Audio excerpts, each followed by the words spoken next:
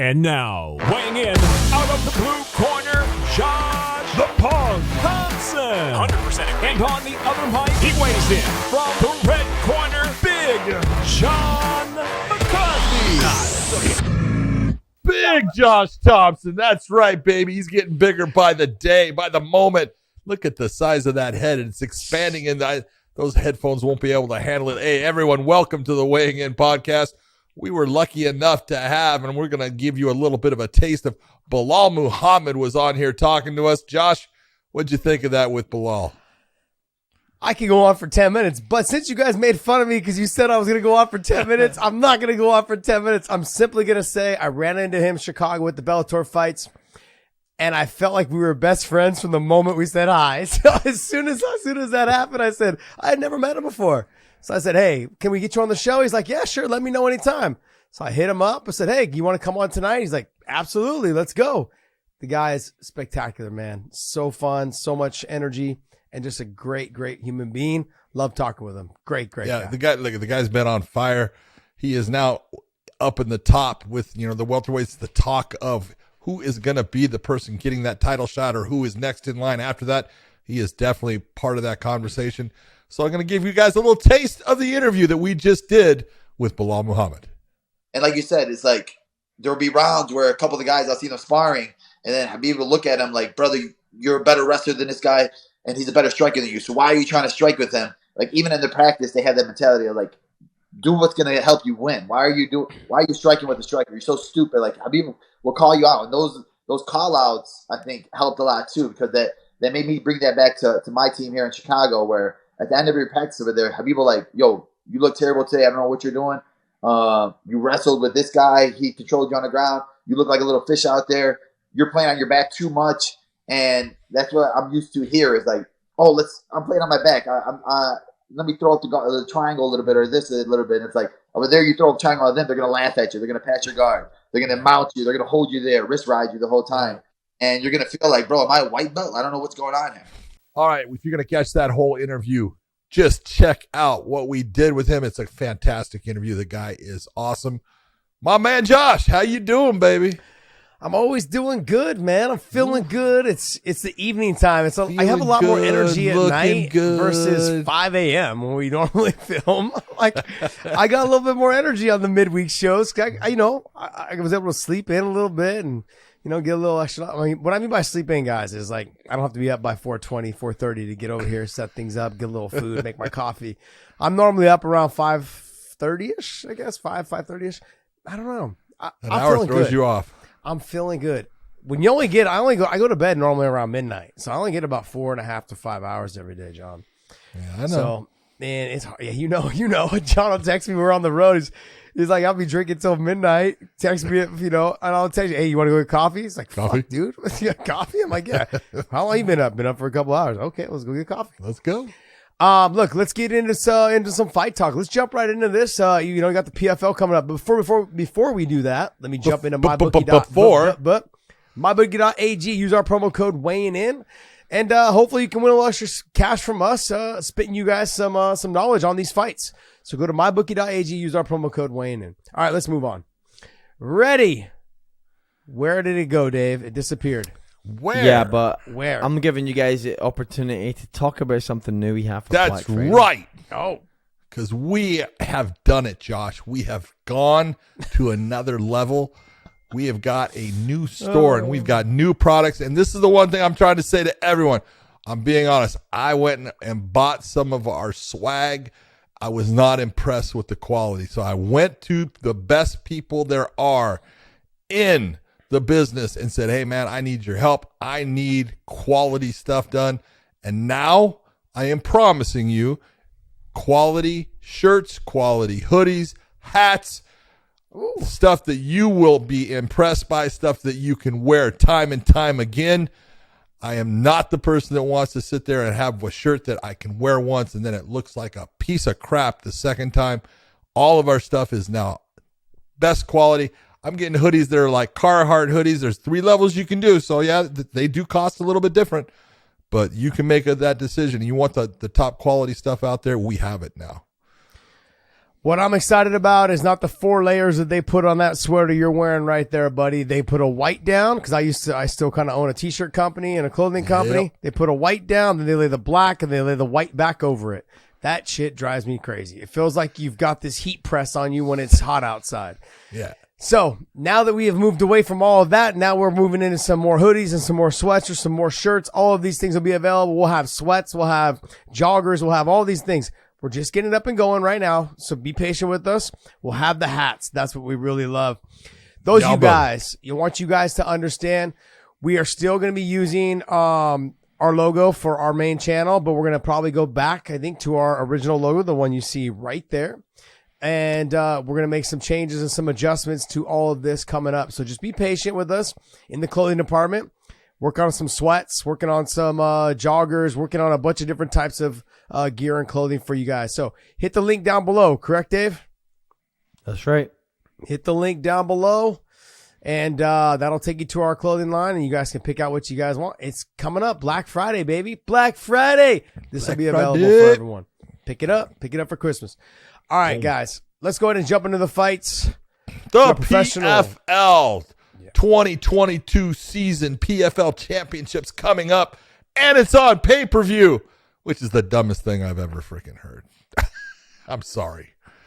The PFL should not be on. You are on ESPN. Allow people to see your product. You are putting it out there for a price of $50. Only idiots like me are going to pay for that price. $49.99, John. Get your numbers correct. Okay, I'm sorry. Wait till the tax hits. It's 54 something. I'm encouraged. Pay-per-view is not the answer. I know it's not. But I'm also somebody that says, you know what? I really am looking to support all promotions and what they're doing. They decided they want to go the pay-per-view route. Great. Most people would have went to like the app route. They would have went to, like how one's going to Amazon Prime. Bellator is working out their things. And, but it's, I think realistically, I think this is going to be one of those, we're going to figure out exactly where the PFL is with the numbers. I'm assuming they will be probably somewhere around, because it's on the ESPN pay-per-view, correct? Yes. They're going to do decent numbers. What I mean by decent numbers is that they'll break 100,000. No, they will not. Okay. I don't think they will. I'm just being honest, and it's not that I don't think they don't have some good fights. I'm just being honest. People believe in the UFC's product, and they'll pay for it. Yeah, they're not going to pay for other ones right now. I just don't believe in them enough. I get you. And they honestly don't know the fighters enough. No, that's another thing I'm a little concerned about. But what I think that will happen was the machine behind ESPN this week will be, they will have the pictures of the fighters up there available for purchase, pay-per-view. As soon as people see $49.99 or $95, which is going to be $54, they're going to go, I'll wait for the next UFC. John, quit being so negative, okay? Can we bring the positive energy to this podcast? Got it? Dude, I'm all positive about the fights. I'm talking about the people in charge of it. It's like, the pay-per-view platform is going by the wayside, Josh. You know that? And it's like, why are you getting into that when there's so many different avenues you could take your product so you get eyeballs on your product so people see the quality of what you do? Yeah, let's remember this. The UFC, they were doing well in pay-per-views, but not doing great as the numbers started to drop because the more of the streaming services started, the younger generation started streaming everything. They decided to sell their 500,000 pay-per-views to the ESPN, which they gladly picked up and guaranteed that they would buy those 500,000. That made it easier for them to say, look, we will put as much as we can into it, but we've also got to stay within our budget, and we will push. And if it goes over, cool, we split it 50-50 over the 500,000, but up until then, we get paid. They went away from the pay-per-view model for a reason. They couldn't pass up the ESPN deal, but they also saw the way that the pay-per-view model was trending. And it's trending like this, John. Have you ever seen a graph? It does this. Yeah. But at the very end, it's now doing this. So, and that's really what's happening. And so they got ahead of it. They got ahead of it. And a lot of it is, I'm going to be honest, a lot of it is pirating. You get now people are great at stealing, the things. So it's not that people aren't putting sometimes their eyeballs on your product. They're not paying for it though. But that's the other thing. When people weren't paying for your product and the eyeballs are still out there and they're out there, where do you go next? You start to build your merch areas. You start to build gyms. You start to build all these other things that are out there that get people associated with your product. And that's really what they've done. The PI, the Performance Institute, they did that for the fighters, but then people can still go. They've got UFC gyms and UFC fits everywhere. They've got their clothing brand is pretty much all around. They got UFC gloves, kickboxing shields, all these other things. They have learned that people are still watching their product and they're using that all the eyeballs on it, whether they're being streamed or not, to sell their product in other ways that people will pay for.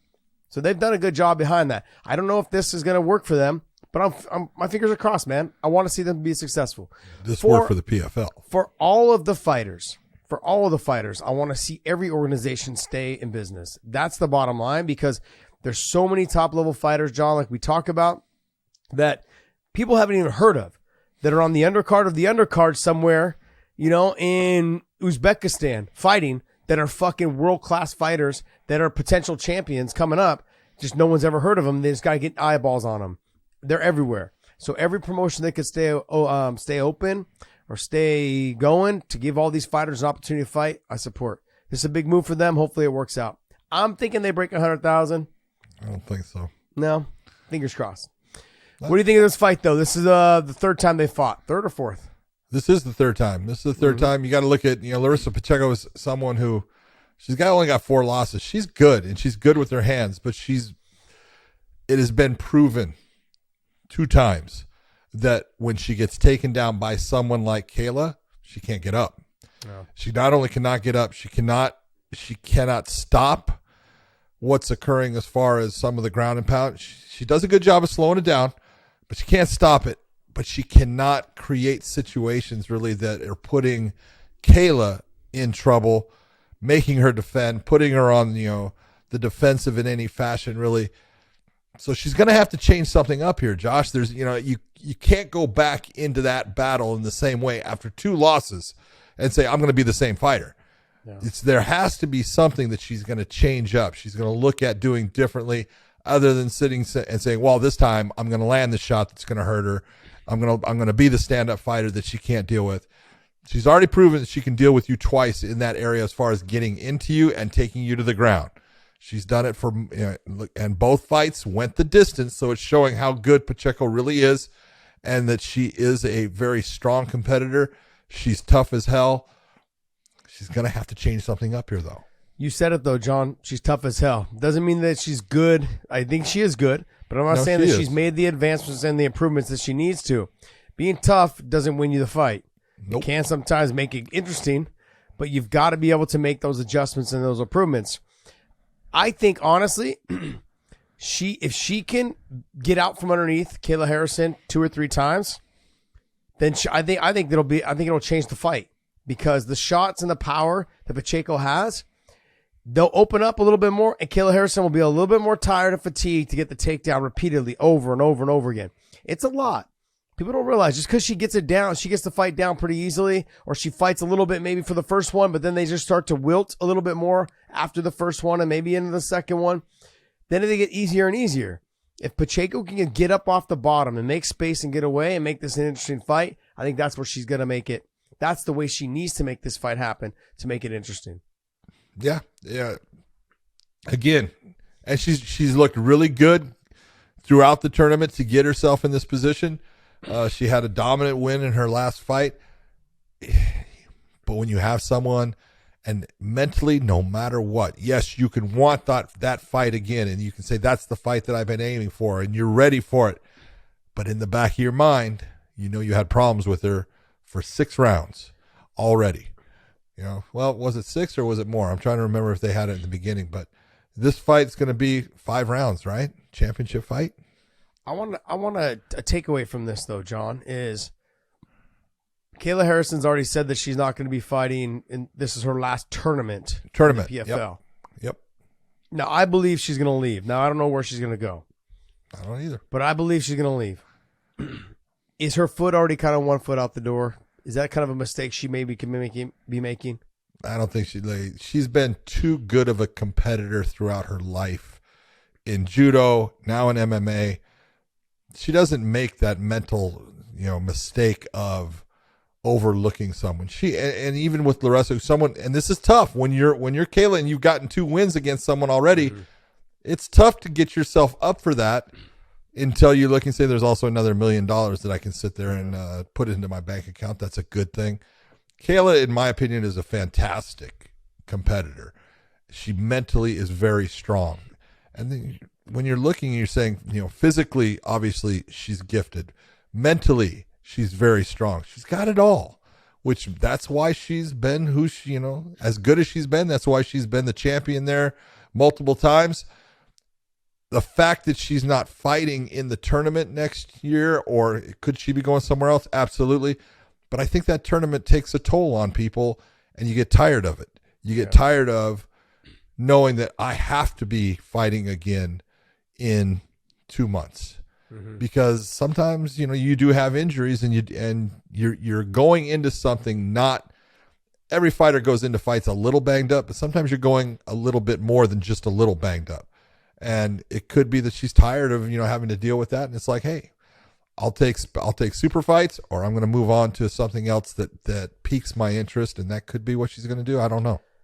I think the combination of, I think they probably want to get rid of the weight class, and she doesn't want to make 45. It's a tough weight class as far as there's not that much competition in it. And even 45 is tough.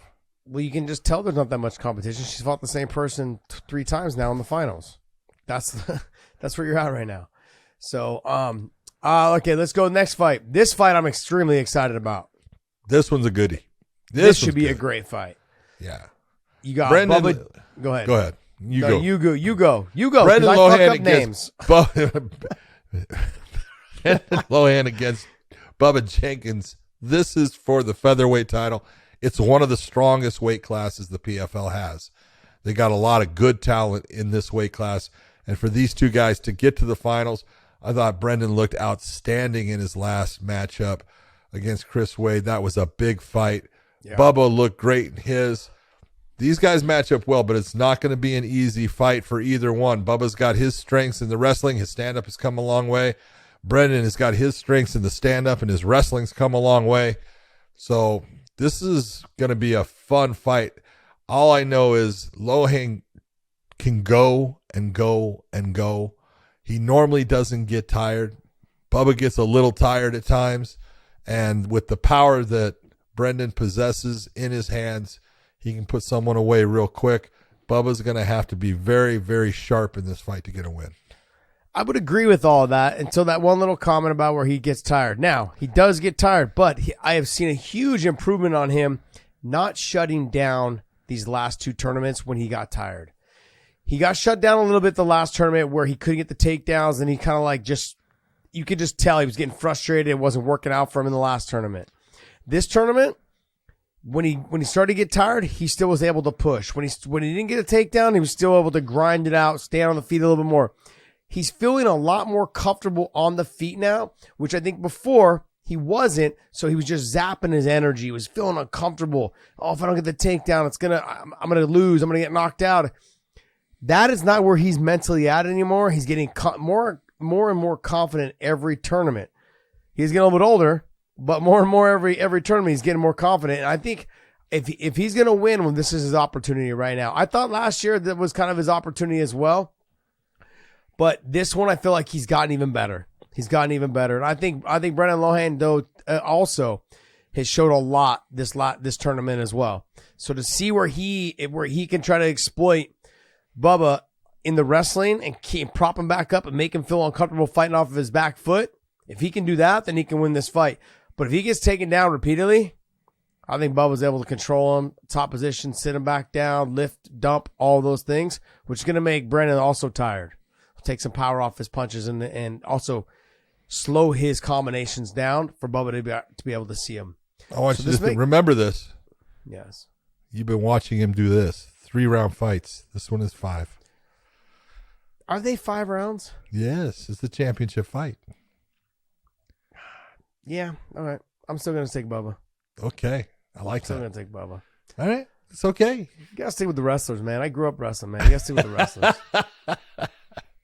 I'm a nerd. It's all like good. That.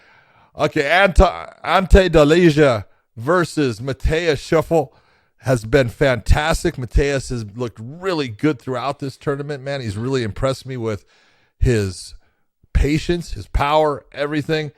I'm just not sure that he can take the pressure and the power of Dalia. Yeah, I'm gonna agree with you, John. I think the same thing. Shuffle, he's too easily hittable, and that could end up being a problem. Especially if you start to slow down, you get tired, you don't keep your defense up as tight. Okay, if you're not able to get the fight to the ground when you do get popped, all of those things play a big factor. I'm gonna go with Anton. Julia Budd, not in a championship fight. This is a 3-round fight, featherweight fight with Aspen Ladd, who has now jumped over to the PFL after being let go by the UFC. This is a really good matchup, and you're looking at, record-wise, Julia's got a lot more experience and stuff, but Aspen Ladd is a handful, and just to put it out there, for Julia is a fantastic physical athlete. It's the mental part where sometimes she doesn't believe in herself like other people do. And if Aspen Ladd has come into the PFL with the right attitude, she can get a win against Julia Budd. This is a big fight for her, setting her up for future fights and that tournament in the PFL. I got mixed emotions about this fight. Why?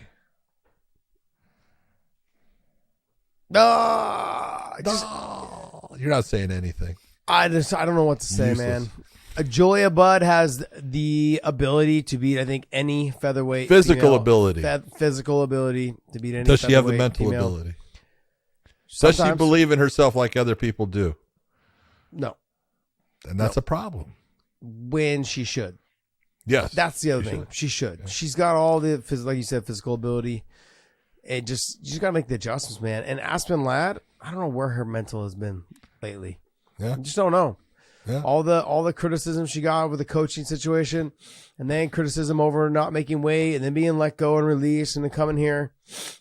I don't know. That's a lot to bear on your mentality, your mental going into fights. I don't care what promotion you're in. Plus, this is also another fight. This is your first fight in another promotion. You're used to fighting another promotion, and you come here. It doesn't matter where you were before. It's something new. The people in the back are new to you. The matchmakers are new to you. The refs, they're normally the same, but there's still some new refs. Everything is different. People that walk you from the back locker room to the cage is different. The doctor's different. Everything is different. You got to build a relationship there to make it feel like home. This is her first fight. I think she's going to have some struggles in this fight. Okay. I just think so.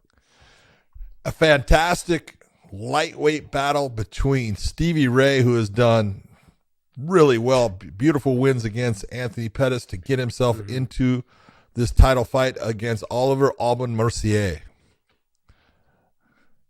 Mercier said this could possibly be his last fight also.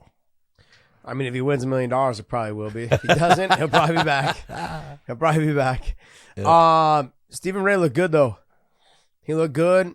Grinder, just, he understands the ground game. He's doing pretty well in terms of on the feet. I think he can handle on the feet. He's got to be careful for the big one shot by OAM. And then OAM, I think he's going to try to struggle to get this fight to the ground a little bit. If he gets this fight to the ground, he'll just try to use his strength and control and slow the fight pace down.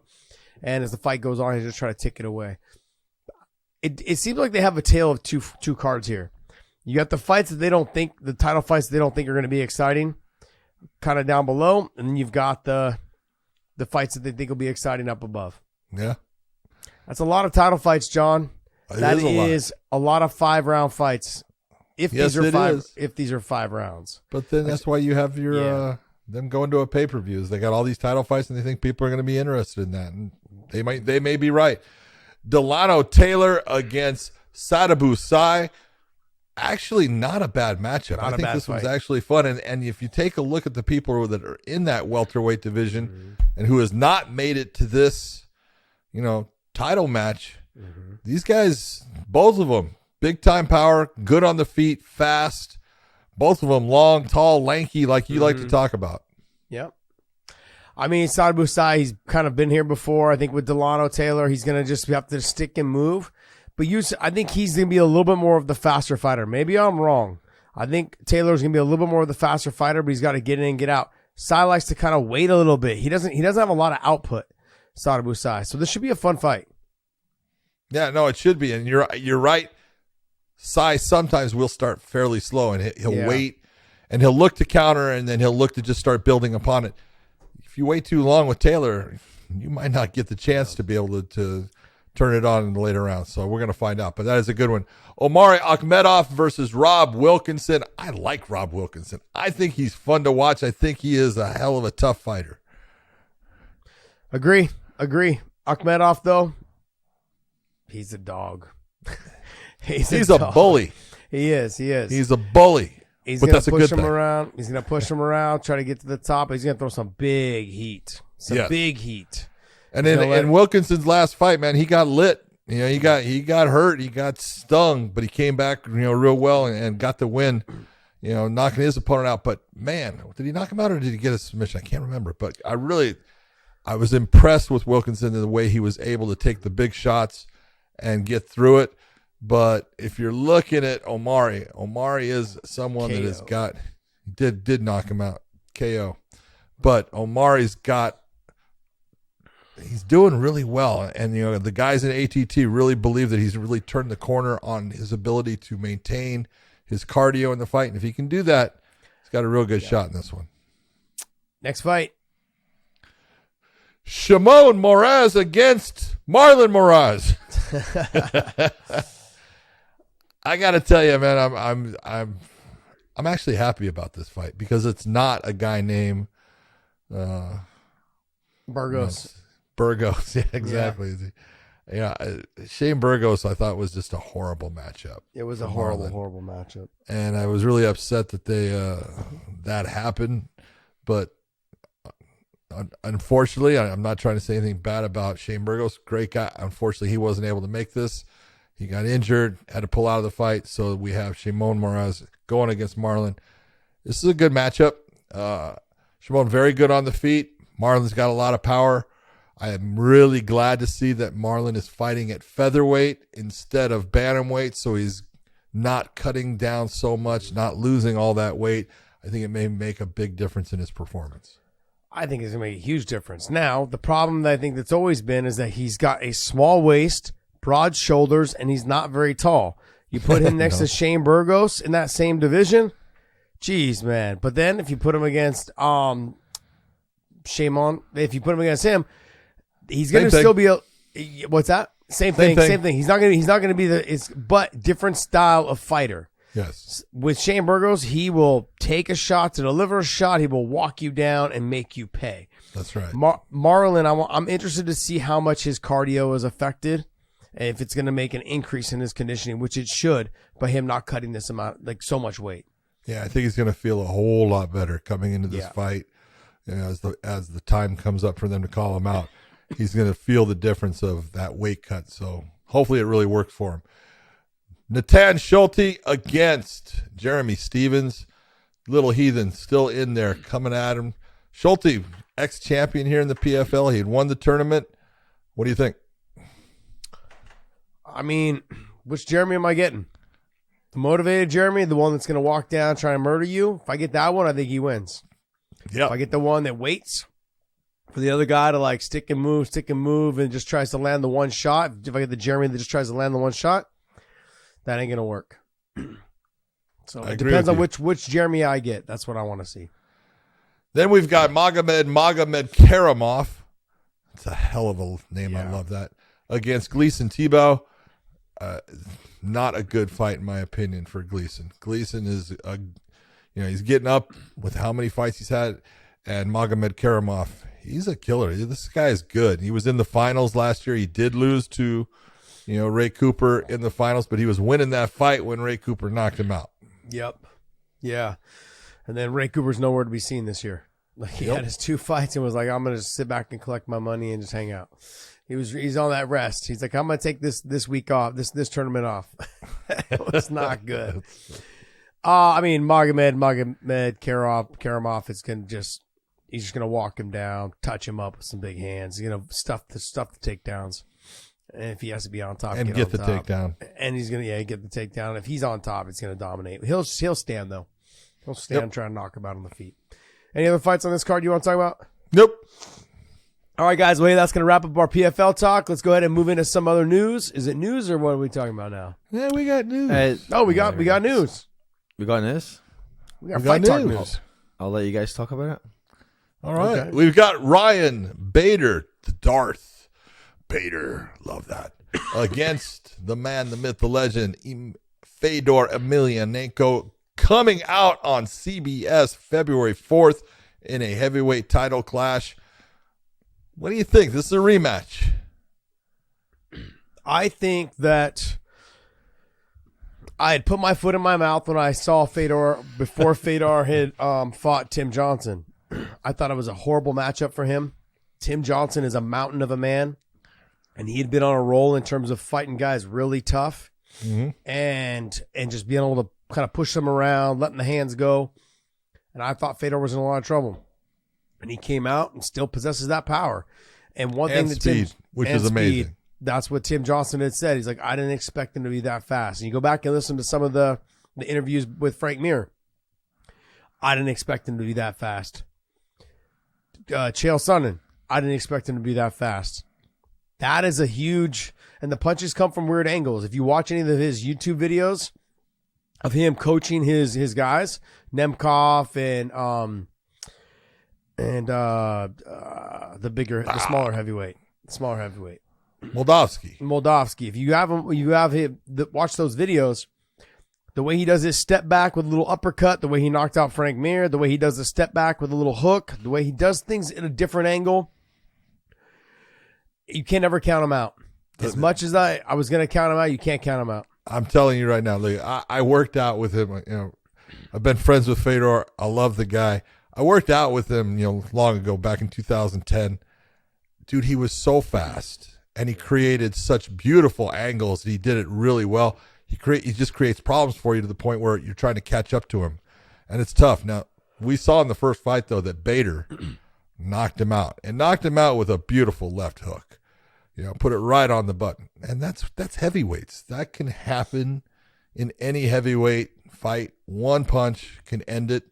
And so I look and say, is it going to be the same fight? It's not going to be the same fight. I don't think it's going to be the same fight. I think they're going to get after each other for a while.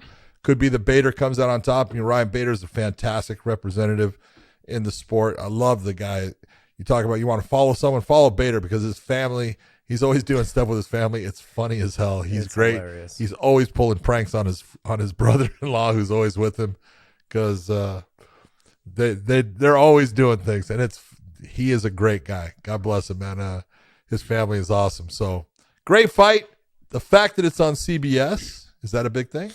That's a huge thing. I mean, look, there's a lot of stuff going on with, Bellator, CBS, Showtime, Paramount Plus. They're all, the articles are out. They're trying to figure out what they're going to do. Well, Viacom owns Bellator.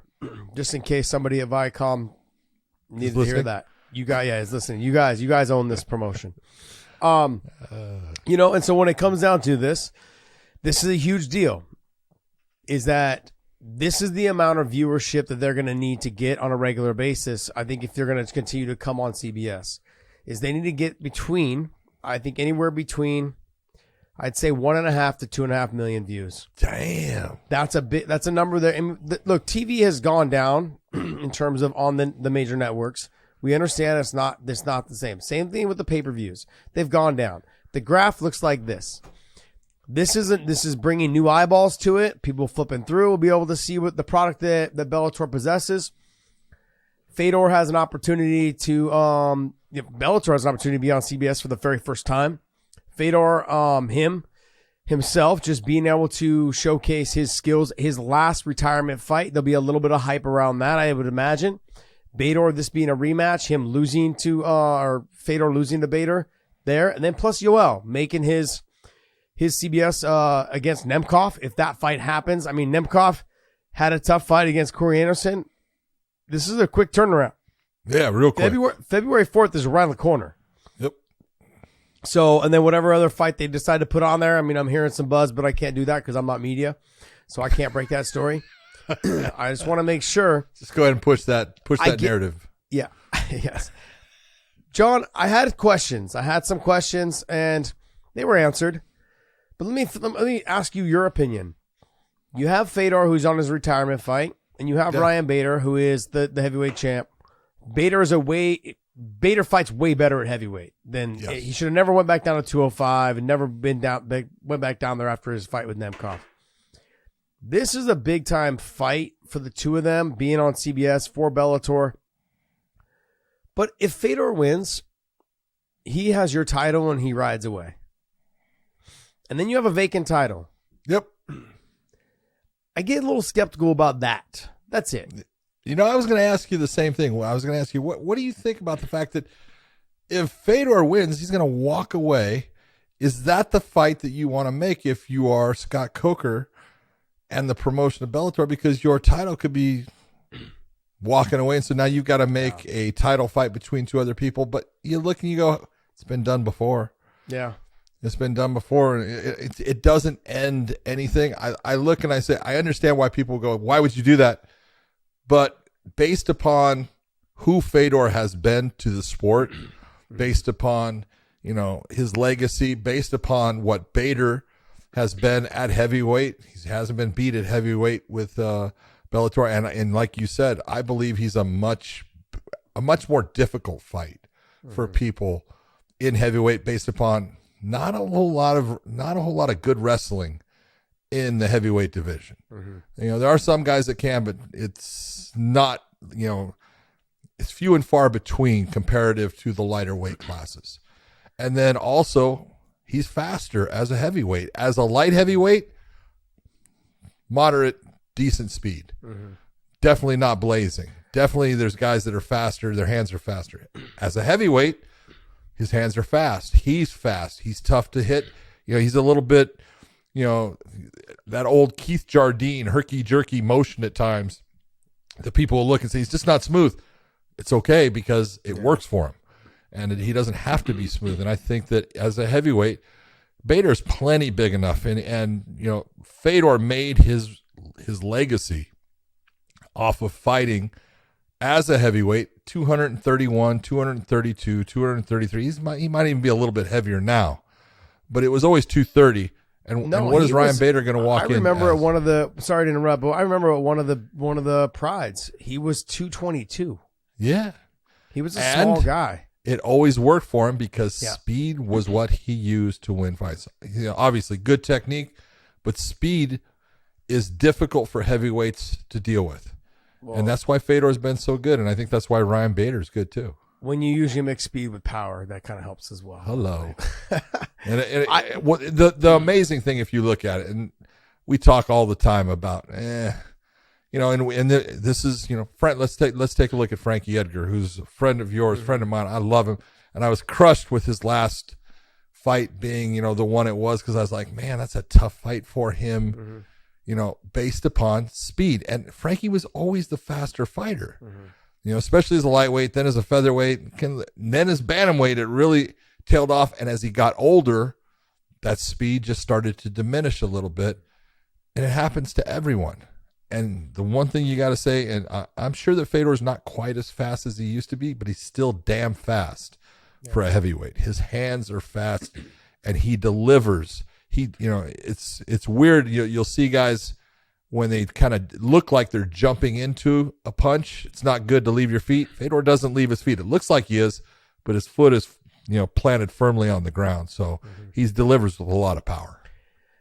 I just think this is huge. For me, this is huge news. And the reason why is, like, you're going straight from the first big time co-promotion with Rizin on New Year's Eve against Bellator. So Bellator and Rizin are competing, and they're putting their champions in there and their number one contenders first. And there's also some other fights in there on that card that are cross promotions, not just the title fights. Yeah. Then you take that's on December 31st, New Year's Eve in Japan, in Tokyo, Japan. Then you're moving from there. Then you're going to go through January. This is going to be your first fight. Big time news, basically on CBS for your first fight of the year. This is huge, man. I think if you're talking about what they're doing in terms of trending in the right direction, that's big. Now, I know I got a lot of flack from the media about promoting. You? So I guess for me, hey guys, you gonna cover this? Are you gonna cover the fact that they're doing things that everyone's been begging them to do for the longest time? Are you guys gonna cover that there's the biggest co-promotion they've ever done? And now, finally, Bellator is on CBS under Scott Coker. You have the GOAT of the heavyweight division on his retirement fight, his headlining against Ryan Bader, who's undefeated at heavyweight. Are we going to cover that? You got Yoel Romero fighting Nemkov. I mean, like, are we going to get some coverage here? There's another really big fight on there that I can't bring it up because I'm not media, but there's another big fight on there that they're putting together. So those 3 fights will be the 3 big fights on that card, potentially maybe even a swing bout. I just want to know, are we going to get some coverage out of this? Did I use the proper language? All right, let's move on. Let's move on. Much better. Well, John could have saved me the first time. Left me out to dry. Hung me out to dry. What's next, Dave? All right. I just want to get a quick reaction to the update for Cain Velasquez. Obviously, he was granted probation. Now he is being allowed to compete in wrestling in Arizona, and he doesn't have to wear a tracker, so he can compete almost Well, he freely. doesn't have to wear a tracker, but he will. That's because he will have a police officer, a person with the judicial system who will be with him the entire time. He has to pay for out of pocket. He has to pay for that out of pocket to have that person, for that tracker to come off. And so he's paying for that. He is definitely being watched. It's not like they don't know exactly where he's at and what he's doing. So the tracker part, yes, he's got a tracker. It's just a human tracker. They had another judge that kept him in jail, and then they released him because this new judge came in and said, no, absolutely not. Let's go ahead and release him after thinking about it for about 5 or 6 hours. So they finally released him. And then now a week later, let's see, he was released last Friday. So now he's here. This is perfect. He's able to show that he can have a job, provide for his family. He's having to pay out of pocket, still suffer a little bit by having somebody go with him that he has to pay out of pocket in terms of police officer and having someone to, almost like a bodyguard, basically, a bodyguard and someone to watch over you, but ultimately this gives him It's like a chaperone. It is like a chaperone, just a really expensive one. Yep. This gives him a path to take care of his family. That's the most important thing. He can go ahead and maintain a job, get paid, take care of his family, still be there for his kids. This is perfect for him. This. If I was to think of a perfect scenario of the circumstances of which he's in, this is it. This is it. Like, he can work, he can provide for his family, he can be at home, sleep in his own bed, be with his wife and his kids. This is all the things that you would want for him outside of having an ankle monitor when he's at home. So if you want to visit him, you got to go to the house. That is not a problem. So those are all things that I'm excited for. I'm happy for him. And, this thing's going to take some time, John. You and I were talking off air about this. This is going to take anywhere between 2 to 5 years to get this thing sorted out. Yeah. So the wheels of justice grind slowly, and sometimes that's good. Yep, sometimes. All right, next. It's good. All right, this next story. So there's a report out that Ngannou is not close to re-signing with the UFC yet, and therefore a Jones return may end up being against Curtis Blaydes for the heavyweight title. So what's your take on kind of all this turmoil / the fight we end up with? Either one of these, I don't care. If Jon Jones comes back and fights Francis Ngannou, that's awesome. That means that Francis has signed a new contract with UFC, and he's going to be under their domain for a while, and that's fine. If they don't sign Francis and he ends up going somewhere else, you're bringing in Curtis Blaydes. That's a great matchup in the heavyweight division for Jon. It's someone that, look, Curtis is super good in the wrestling aspect. His stand-up has gotten really good. He's long, big guy, Jon is now a big guy. He's not going to have to cut weight at all. I like it. I think it's the right thing to do. You're taking a look and you're trying to make it to where your heavyweight champion is fighting the guy coming from being the light heavyweight champion. He's been off a long time, and I think they're doing the right thing. This is going to be definitely an unpopular opinion. What I'm about to say. Curtis Blaydes to me is the tougher fight. Not the more dangerous fight, the tougher fight. Might be. Does that make sense? Yeah, absolutely. Okay, so follow me if you guys don't get it at home yet. Curtis Blaydes has more tools, more weapons, and will give Johns a little bit of a fit in the wrestling area. Maybe not a lot, but enough to make him he'll give him a lot of fit. He'll think give he him will. a big fit in the wrestling area. I just don't want to overcompensate, okay? I have small hands. That's what I do around here, okay? So I'm seriously just trying to say that Curtis Blaydes can wrestle him, can stand with him a little bit, doesn't want to get carried away on the feet. But what we're not taking into consideration, Jon Jones may not have the conditioning that we all think at the heavyweight division. He may be a little bit where it may slow down. He is getting older, and this has been 3 years off. He's not old. But he's not old. He's not old, but he's been off for 3 years. I know. That initial fight pace, that initial, getting in there, you're fighting at a faster pace than you could train at. Now, one thing Jon Jones has always had is what? Great fight IQ. He's top of the food chain, man, when it comes to his fight IQ. This guy knows what it takes to be a winner.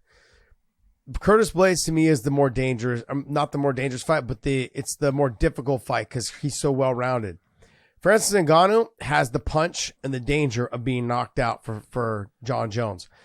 And he may be able to stuff one takedown, but I don't think he's going to be able to stuff 2 or 3. And in that process, Jon with that that thigh kick, the oblique kick, the trickiness of the way Jon stands and understanding how to deal with heavyweights or understanding how to deal with top-level fighters, period. There's not a thing that Francis Ngannou can bring to the table that Jon Jones hasn't already seen. And same thing kind of goes for Curtis Blaydes. But Curtis Blaydes can do it at a heavyweight division, but he moves like a light heavyweight. Yep. Francis Ngannou doesn't move like a light heavyweight. He got power like a heavyweight. He's got speed kind of like a light heavyweight. He's got power like a super heavyweight. Yeah, like a super heavyweight. And he can sprawl, but can he sprawl and stuff the first takedown? Maybe he'll stuff the first takedown, but can he stuff the second and third takedown in terms of chain wrestling? Jon Jones is a different type of specimen. And I look at this and I go, Curtis is the tougher fight, is the tougher fight for him, but not the more dangerous one. I agree with that. So hopefully that makes sense. No, I agree with it. Next. All right, next report. We have a report out that Gilbert Burns is signing to fight Neil Magny on the Brazil card.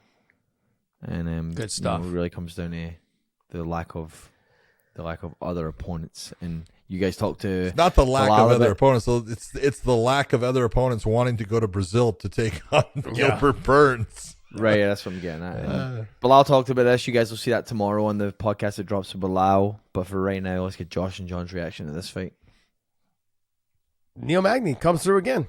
The guy says he'll fight anybody, and guess what? I'll fight anybody. And just to be honest, this is not a super easy fight for Gilbert. The reach, that push kick up the middle, the oblique kick, the long jab, all of those things. Gilbert's not a tall guy. He's thick, but he's not tall. And then he's got speed with his hands. I'll give him that. And he kicks really well, and he's got good lateral movement.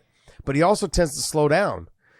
You know, he carries a lot of weight for that body frame. Like, he's shorter in stature, but he carries a lot of weight and some muscle. He tends to slow down, and we saw that in the Hamzat fight. So if I'm going to compare this up, this will be, I'm assuming, a 3-round fight. This one's a 3-rounder. Yeah, if it's a 3-round fight, Neil Magny's got to be on. He's got to be on him and on him to really slow him down by the third round. But can he do that? He can't afford to stick on the outside, but he also can't afford to get taken down and then get submitted. So Neil Magny's tough. He's good. He poses some threats for Gilbert. And I'm just happy that Gilbert gets to fight in Brazil, because that's what every fighter's dream is, right? Is to fight in their home country, to fight where they're from. That's what they want to do. Doesn't matter. You look at Volkanovski. He's fighting fucking Islam in Australia just because he wants in Perth, because he wants to fight. He wants to fight on that card. He wants to be the main event. So, I mean, that'll tell you what people will do. Be careful what you wish for. Be careful what you wish for. I look at this, and I really like Neil Magny as a fighter. I enjoy everything that he does, and he's a class act.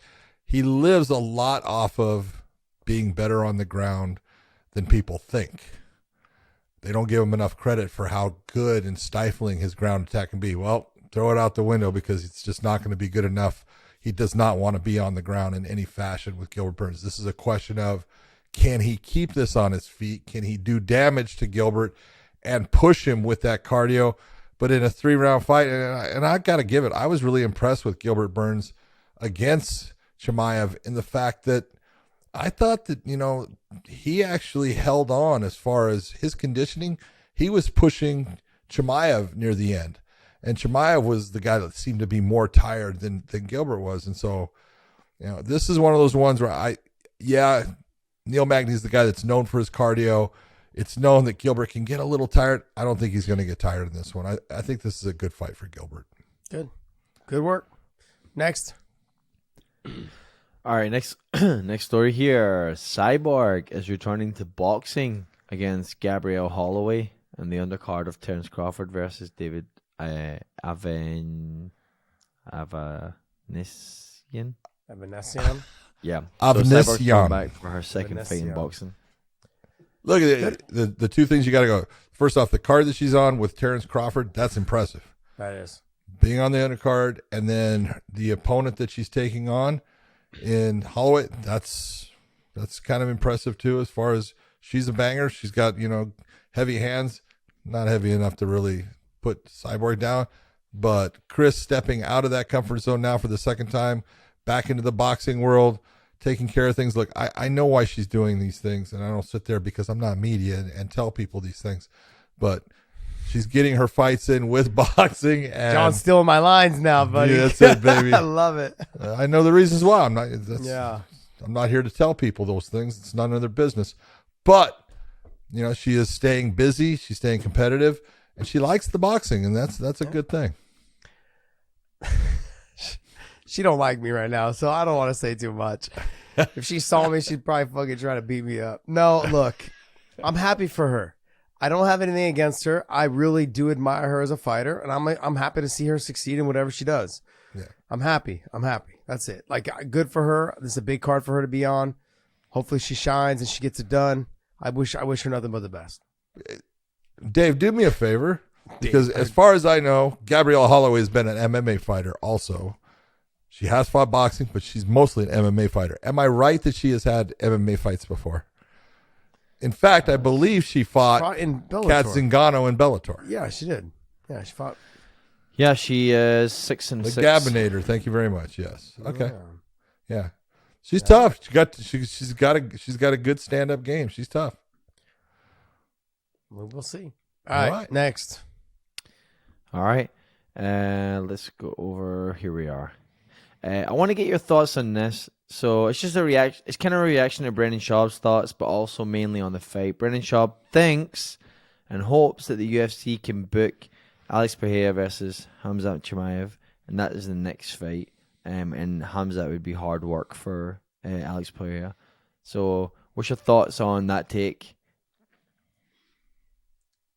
Well, I'll go with it. First off, I love Brendan. He's a great guy. That is the dumbest thing ever that the UFC can do. Okay, I'm just being honest. Brendan sometimes will come up with some stuff. You look at me and go, Brendan, have you thought about this? Look, would I like to actually see the fight? Yeah, I would watch that fight, but it's not a smart fight. It's not a smart fight for the UFC right now, although they are trying to push Khamzat, no matter if it's at welterweight or at middleweight. Khamzat's coming off of a middleweight fight against Kevin Holland, okay? He didn't make weight for a welterweight fight. That's why he ends up in that middleweight matchup. That's not exactly the person you want to jump the line and put into a championship fight against a guy like Alex Pereira, who, look, you're taking a look at the records and the background. Wrestling's going to be his weakness. Stand-up is his game. When he's fighting someone like an Izzy Adesanya, you can say that makes sense in that fight. If you're the UFC, why would you want a guy who just beat one of your superstars to lose right away? doesn't make sense. It really doesn't make a whole lot of sense. I'm not saying they couldn't do it. And again, I would watch the fight, but it makes more sense for them to put Israel Adesanya, who was winning that fight, 3-1 as it went down in the 5th round, and he gets the knockout. It makes sense for them to put that fight back together with Israel Adesanya instead of handing it to Chimaev. Yeah, I'm going to second that. Look, anytime you had someone that has had that many title defenses, they deserve an automatic rematch. And the way that fight was going, it was favoring Izzy. So he was up on the scorecards. And it came out to Pereira's corners to talk him into getting out there and just getting after the knockout. You have to. If you don't knock this guy out, you ain't winning. So that fight should happen next. Now, I don't know how much time they're going to have in between then or when that's going to take place, but that fight should happen next. Yeah. In terms of what they do with Hamzat, I mean, Hamzat, he can't even make up his own fucking mind whether he wants to be at 70 or he wants to be at 85. And I know he can go ahead and juggle between both, but the UFC's got to help. The UFC's got to help him make his mind. Make a decision. There you go. Yeah, the UFC's got to help him say, look, you got to choose a weight class. Let's get you a title first. Once you win that title, then we'll go ahead and go talk about the next title. But let's just focus on one right now. This whole jumping back and forth it's great. It's fun for us fans, us nerds. Like, oh, he's fighting this week at 85. Cool. Oh, in 2 weeks? Guess what? 170. Fuck yeah. That's how dumb we sound. But that's how we sound because we're nerds. We're fans. That's what we are. And so when something like this comes up, absolutely he'd be a problem for Pereira. But the bottom line is Pereira's a big guy. And sure, maybe his wrestling, he lacks in wrestling, but Hamzat's going to take some shots. And he's not going to be as easy to get down either as Gilbert people Burns think. put some shots on him. And he's not going to be as easy to take down as people think because of his weight. He walks around 225, 230. He makes a huge cut to get down to 85. It's unheard of. Like, this is like that. When I used to talk about Khabib would sometimes come into training camp, 192, 194, somewhere in there. But in 2 weeks, he was down to, say 80, probably 80. That's this guy. This guy's just walking around enormous, and he made Izzy look small. Yeah. Hamzat's a threat because of the wrestling. On the feet, I think Pereira just probably starches him and makes it more difficult in the clinch. He's going to make it difficult in the clinch. Maybe Hamzat will be on the legs, things like that, but it's not going to be easy to get him down. He does pose threats. I agree with Brennan in that situation, but they're not. The UFC should not pass up the potential of a rematch right away. Absolutely not. That's a fight. You're losing money if you do. That's my point. Next. All right, next story here. Your boy Umar Nurmagomedov has a fight booked against my boy. Barcelos. Tough fight. Yes. Ronnie Barcelos. Good fight, This is a John. good fight. Look at Barcelos his wrestling is good, his jiu-jitsu is good, his stand-up, he's got fast hands. The real question, and this is Umar has really come about in the fact that his wrestling has gotten way better. And look at Umar and Usman are very much alike. They both love the stand-up game. They both will wrestle, but it's the stand-up game that they like to be, that's where they like to be. But his wrestling, if you've watched his couple of fights in the UFC, every time exponentially it's getting better and better, and he's going to it more and more. And I know that Barcelos has a background in wrestling beyond the national team with Brazil and everything. It all plays out differently in MMA. Umar's wrestling matches up very well with Barcelos, and then it comes down to the stand-up. This is a good fight for both guys, but I would say that Umar is the guy. If you're going to look at this, he should be the favorite in this fight. When did we go to Seattle for Bellator? September? Oh, July? August. August? Okay. Yeah, somewhere there. So, was it July? It might have been. August. Anyways. So we were in Somewhere. Seattle, and Umar had just fought his last fight. It was like a week or two before that. I said, hey, man, congratulations. Great job. I saw him there. Gave him some hugs, gave him a hug. Kind of goofed around a little bit, threatened the takedown. He tilted you a little bit. I tilted him. I tilted him. Now, let's go to, I just saw him in Chicago. He tilted me. There you go. I kid you not. Just from the last time I saw him to this time, the maturity of the muscle, the understanding of just like, you know, I can't even explain it, John. You could just tell in his just voice, the maturity. in the maturity. Just talking with him, the maturity, the understanding of what's next. No one wants to fight me. I'm still fighting. I'm training. I ran into him at 10 o'clock at night. They'd been riding the bike for 45 minutes already, and they had another 20 minutes to go. It's just, it's 10 o'clock at night. All of us are down having dinner and drinks. These guys, Especially the drinks. yeah, they're down there lifting weights, and then they're doing an hour, hour 5, whatever, of cardio. They have nothing else but to be the best. That's all they want to do. And people, they talk about it. They're living it. That's the thing. Like they're taught. John, for years, I said, "Oh, I train hard. I do this," and I did. But in between those training sessions, I was out having fun. Partied. Yeah, I was out partying, having fun, man. I was out Vegas here, Miami here, Canada here, wherever I wanted to go, I went. I was having Days fun. without training. Yeah, days without training, and sometimes I'd go wherever I went to Vegas. I'd train with the guys over at Extreme Tours. I had connections at different locations. If I was in Jersey visiting my mom, I'd train with Frankie. I'd go down to Huntington Beach, hang out and party, but I'd still train with Rob McCullough and Tiki and those guys, and at the Extreme, what is it? Ultimate Training. Ultimate Training Facility, yeah. Huntington Beach. Yeah, I would train all these places. These kids, this new crop of fighters, and not just these ones that come out of Habib's team and AKA. This is what they want to do. This is their life. This has been their life since they were kids. You see it. I went to grab him in Seattle, was goofing around, was grabbing the leg, didn't feel what I felt the other night. When I clinched him the other night, he like just locked the elbows down, and he just gave me a little tilt like, I got you. And I was like, yeah, you got me, bro. You got me. You got me. The kid's going to be special. It's going to be special. Yeah, but it is. is a tough fight, though, John. It's a really tough fight. So, next. Yep, I agree. All right. You guys know I love to end the show on a little lighthearted, something a little fun, Oh, Dave trying to get us fucking fired up. Let's go. This is so great.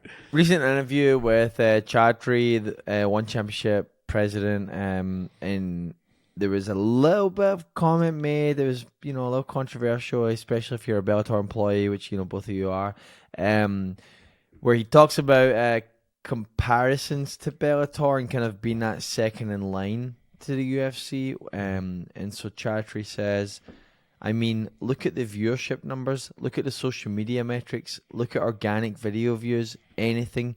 Bellator is like 5% that of one, okay?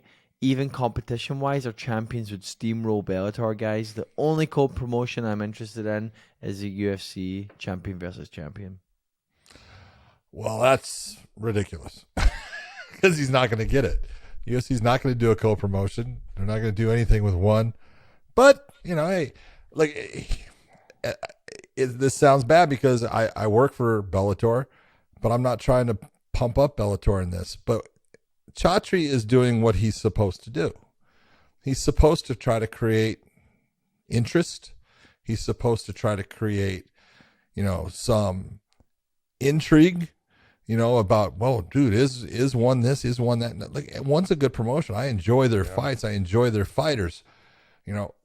They have, if you're looking at it, they've got two champions at heavyweight right now. They have an interim champion and their regular champion who's been injured. Okay.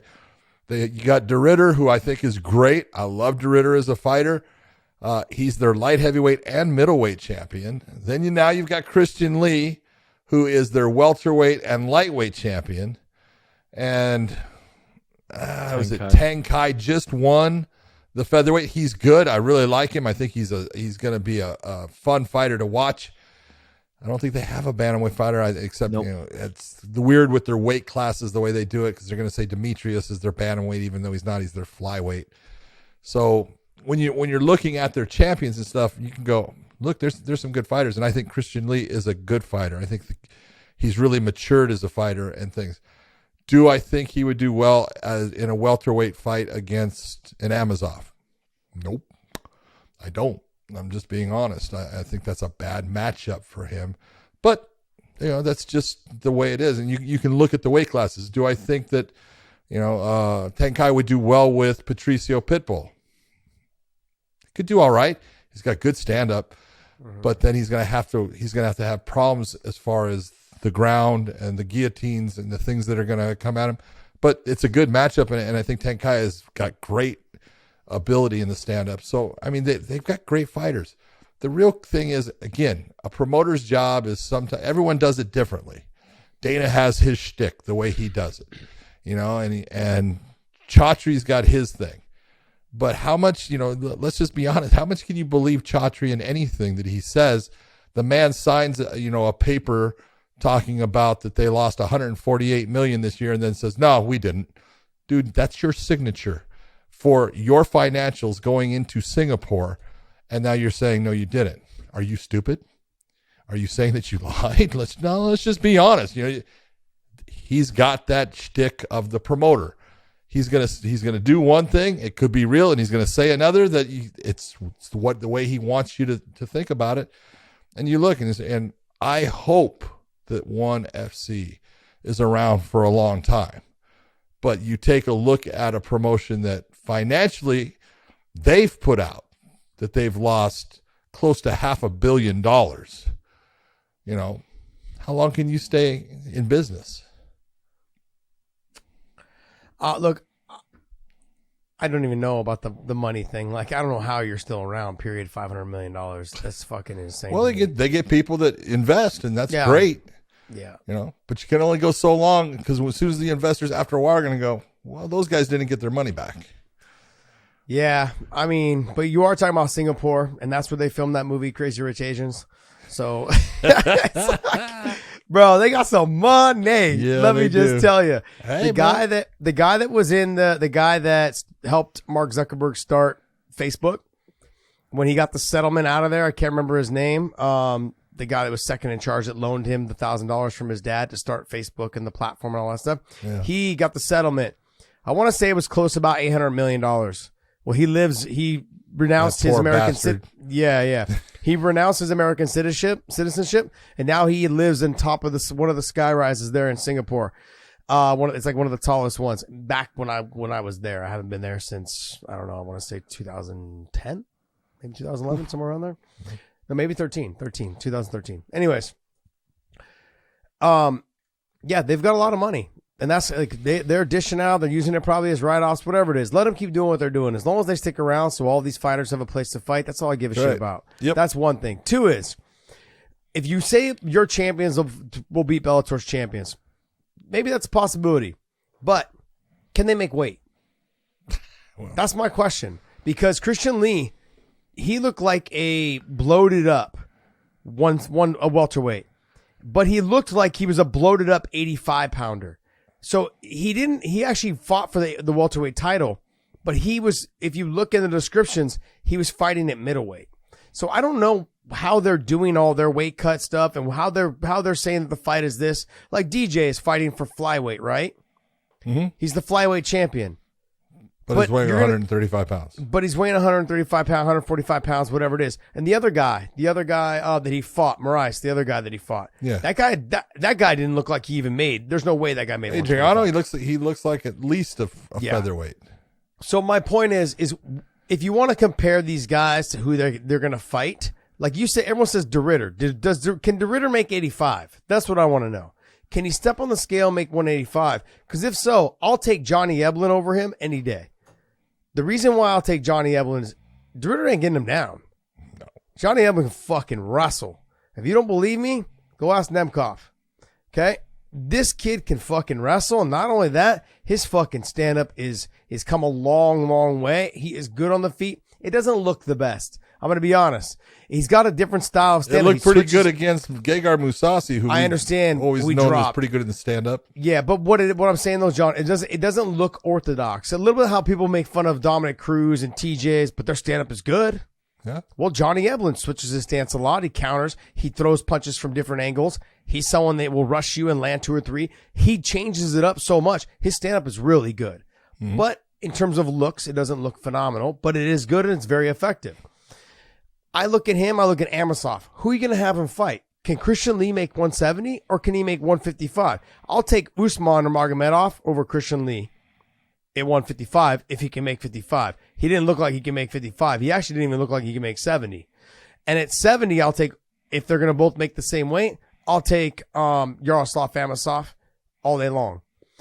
I'll take those guys. Now, when you get to Patricio, the guy he's going to fight, Patricio's got his hands full only based on the fact that that guy is mainly stand-up. So he's going to have to mix it up. He's going to have to change it up a little bit. But the power of Patricio, the patience of Patricio, he's not going to let this guy just walk him down with shots. Patricio's going to stand his ground, do what he always does. He's going to knock you the fuck out. Now, I'm not trying to take anything away from Patricio. I think that's more of a closer fight because Patricio's more of a stand-up guy.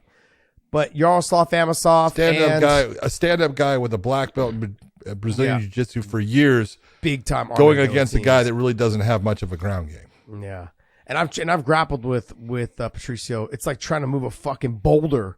It just doesn't move. It's just not moving. And so then I look at where else can I go? That's 85. We go to 205. I'm sorry, but I'll take Nemkov. De Ridder? So yeah, over De Ridder, I'll take Nemkov. I just don't see. And De Ridder's a hell of a fighter. I think he's the best guy that they have on their roster. Yeah, I think he's hands down the best guy they have on their roster. I like all of them. I'll take DJ. I think DJ's the best guy. Yeah, you're right. Sorry, I always forget about the little guys. We don't have a 125-pound weight class. Yeah, I know. And that's my whole point with. Yeah, I guess you could take Horiguchi and say, hey, you want to do 125 again? Put him against DJ. That's a good one because he's small. But he's not our champion. I know he's not the champion, but still put him against DJ again. Yeah, I guess DJ's the favorite. He won. But DJ will be the favorite against pretty much anybody right now. I think if you put him back in the UFC at 125, he'd be the favorite there too.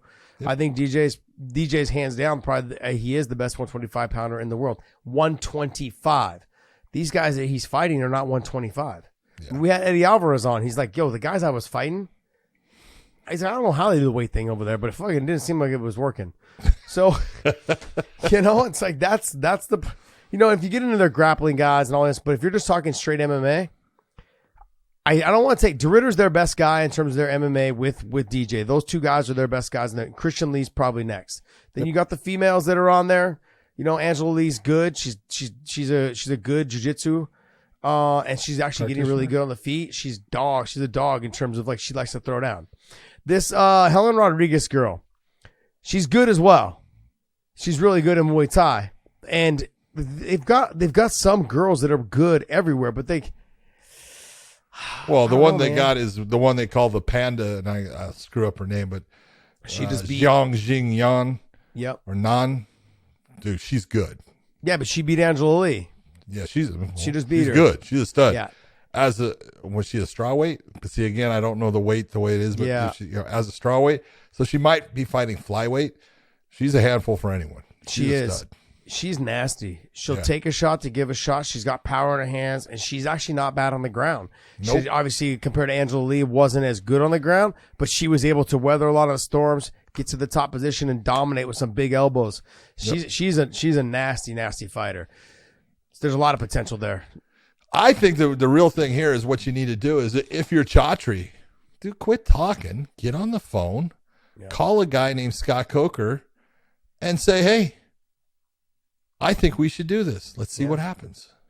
I mean, I look at it this way, though. You could also say, hey, whoever wins the co-promotion on New Year's Eve, in terms of the most wins, whatever we want to go against them. No. Yo, you gotta go against the loser first.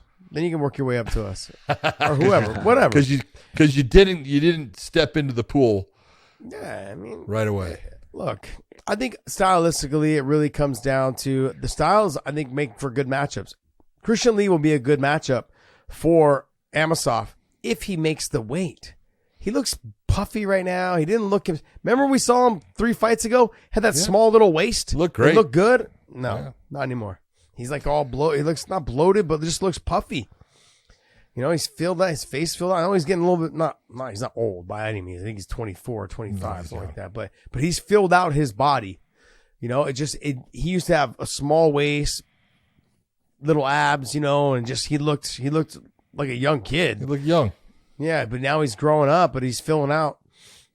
So we'll see. Look, all this talk though is it's irrelevant. No, it's irrelevant. No, it's not. Just stop with the bullshit of I'll do a co-promotion with the UFC. That ain't gonna happen, dude. So really, what you're saying is you don't ever want to do a co-promotion. You don't want to put your guys up against anybody else because that's not happening with the UFC. So if you're going to make the statements and you're going to bring up somebody else's name, like the PFL, like Bellator, then get on the phone, dude. Yeah. I think also, too, what people need to be reminded of, there's talk that they're trying to come to the U.S. But their rule set is not transferable. You can't go to Vegas and say, okay, now we're going to go ahead and knee people on the ground of the head. Vegas is going to say... Yes and no. Oh, okay. Okay, change my mind. You're not going to go to Vegas because they're not going to do that. But they're not going to Vegas. Okay. They're not going to Vegas. And look, this is where athletic commissions are their own kingdoms. Okay? Now, I'm not saying that you're going to... Colorado is where they're going to go. And Colorado has already said that they would adopt for one the rule set that one uses in Asia on their fights. Knees to the head of a grounded fighter and things like that. So you're going to have a lot of people that are part of the regulatory bodies of different commissions really coming down on Colorado, being upset with them. Colorado's wild now right now, man. They're doing, first they legalized mushrooms and marijuana, and now knees to the head. They're fucking ballers. They're going, baby. But so I do think that one will end up in the United States. I think they're going to end up in one state right now. But this is about, Colorado is looking at this and they're saying, look, this is business, and we don't get a lot of fights, and we need, as an athletic commission, to raise enough money for them to keep us around. That might be why they're doing it. Interesting. So not the United States and just the one state. It won't be the United States. It'll just be the one state, Colorado. All right, guys. Well, hey, that's going to wrap up our talk. This is a long show. Hopefully you guys enjoy that Belal Muhammad interview that we did. That will be dropping. Also, click the link down below. We've got some new apparel that's out. New looks, new designs, all of those things. Great new merchandise that's going to be coming up. We're going to still be slowly sending it all in, but this will all be launched on Black Friday. You guys can click that link, purchase some stuff, some new gear. Thank you guys for supporting us so much. We truly appreciate it. And John, do what you always do and take us away. For everyone out there, thank you. I hope you had a fantastic Thanksgiving. I hope you get to spend it with family. Have fun with everyone. Be safe out there, and we will see you.